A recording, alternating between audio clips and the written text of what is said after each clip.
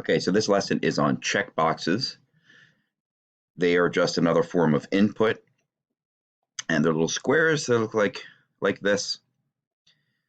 Okay, for related groups of checkboxes, you can have one or more checked. So I can check this one and check this one and be good, unlike something called radio buttons, which we will talk about in another lesson.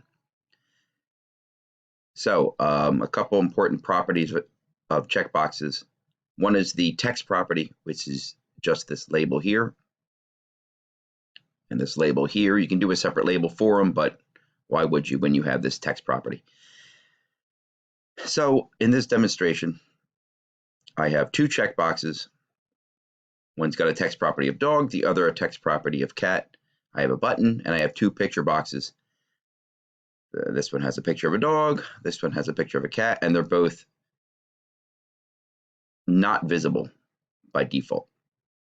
So when I run this, you're not going to see these guys down here.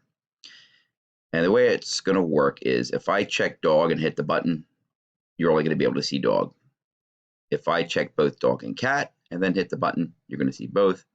If I don't check any of them and hit the button, I'm not going to see any of them, and so forth. If I just check the cat and hit the button, I'm just going to see the cat. So how do we do this? Let's double click on our button to start coding it. Okay, so another important property of a checkbox is its check state. So if checkbox 1, this is the one that has the text property of dog, checkbox 1. If it's checked state, if it equals 1, that means that that box was checked when I press that button. So if that's the case, I'm going to make picture 1 visible.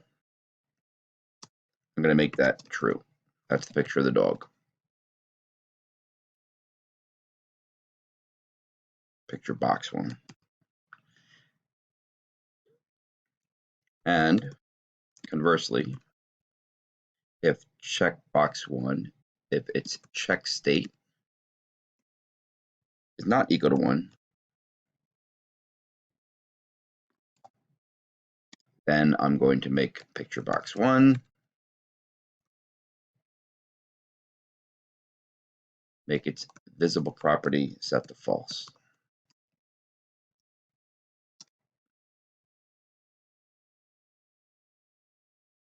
Right? So now I just have to do the same thing with checkbox 2 and picture box 2.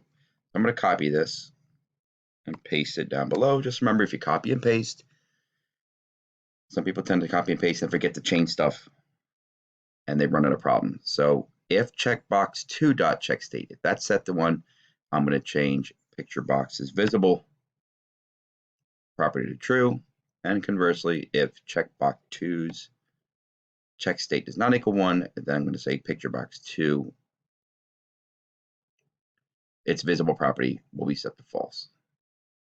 So let me save this, and let's run it and see if it works. So here we go. Right, by default, we can't see the pictures. None of the boxes are checked. And if I keep hitting the button, you're not going to see the pictures because none of these are checked. So let me check the cat box. Hit button 1. There's the cat. Right? If I unselect and check dog and hit the button, there's the dog. If I don't select any, both gone, I can select both. There they are. So it works. And that concludes the lesson.